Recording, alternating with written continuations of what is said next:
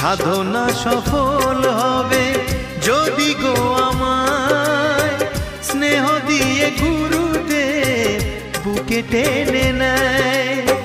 গুরুকে জানাই আমি শ্রদ্ধা প্রণাম, তাই তো গুরুর মান রাখতে এলাম। গানই আমার পূজা, গানে পরিচয়, তাই তো জীবন মোর শুধু গীতিময়। শোনাতে এলাম গান এই আসরে, ভরিয়ে দিতে প্রাণ সুরে সুরে। গানই আমার পূজা, গানে পরিচয়, তাই তো জীবন